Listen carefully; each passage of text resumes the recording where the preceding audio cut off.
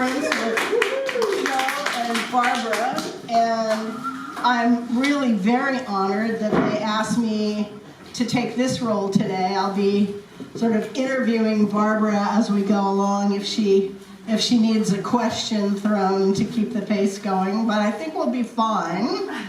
I wanted to first acknowledge that we're on unceded Ohlone land.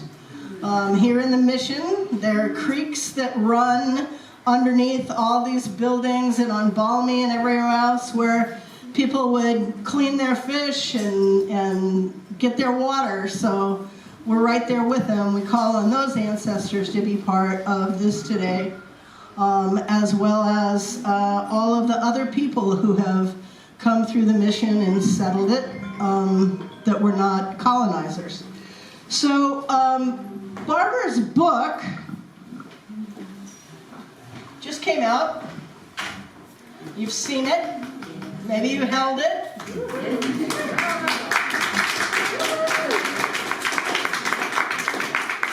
She got written up in the New York Times. Who does that? Woo! One of our people, man. This is so great. Joe's jealous, but he's still going to run the slideshow for us, right, Joe? Because I don't have the clicker. Look, he's back there on the phone. What is he doing? What's he doing? So you know, fine art photography is so different. You know, photographers come in all kinds of, like in any industry, there's lots of different types of photographers. Most photographers are editorial, working for newspapers, working for magazines, doing, licensing their work for editorial work, or assignment work, where companies are sending them out to do work on assignment. Barbara is strictly a fine art photographer. And we all have our iPhones, right? We walk around, we take a picture. Well, I've walked Lover's Lane here on Balmy Alley with Barbara, and we'll be staying in the exact same place and compare our pictures, and she's at a completely different and much better event than I was at. So it's really kind of mind-blowing, her eye. And that's true of Joe too, I have to say. And we get home and we compare the photos, I'm like shamed. But, they're professionals. So I marvel at what she does. Barbara's photos, to me, evoke a mashup of Dorothea Lange's Dust Bowl photographs with Diane Arbus urban canvas. And it shows us things that we don't see. It compels us to dig deeper when we see her photographs. It's more than just photographers to compare her to. Like, I see Magritte in her work. I see the surrealists of Edward Hopper and Andrew Wyeth.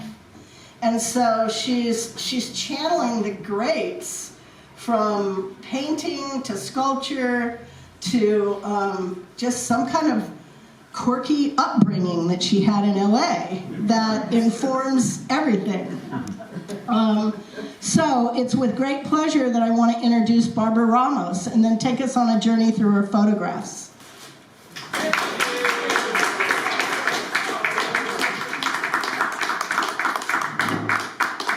didn't really prepare anything, although you asked me to. Is this working? I don't know. Yeah, Joe's back. Joe could talk about it. No, thank you so much for being here. I just so much appreciate it. I really am very overwhelmed. I really don't know what to say except thank you. And thank you for being so supportive over the short time. Yes. Can the mic be raised a little bit because it's not on here? It's not on? Okay, then tap it. So you just need to pull. Okay, is that better? Oh, yeah. Yeah, hold it a little Okay. closer to your mouth. And you keep the mic on loud. Huh? You keep the mic. I'll talk loud. Oh, okay. I can talk loud too. This is kind of weird.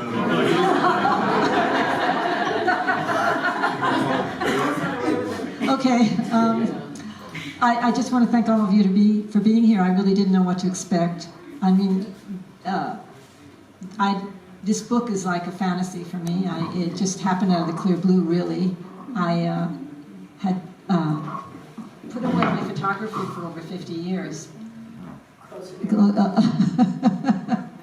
I think it's hard for Joe looking at me. I don't think it'll be the other direction. Anyway.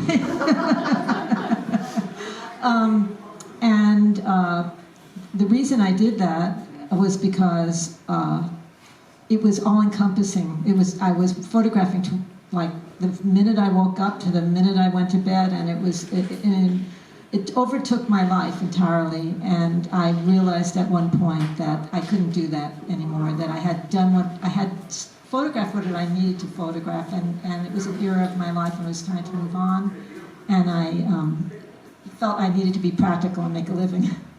And that's why I stopped. And then during the pandemic, Joe said that I needed to digitalize my work, which is something that I said, no, I don't really want to look at this. This is a past. It's not important to me. But then we started digitalizing, and I realized that the photographs that I thought were strong were not necessarily the strongest photographs. That at the time I didn't realize what photographs were strong and what photographs weren't. And unfortunately, I did throw away some negatives, which I shouldn't have thrown away. Joe tried to retrieve them.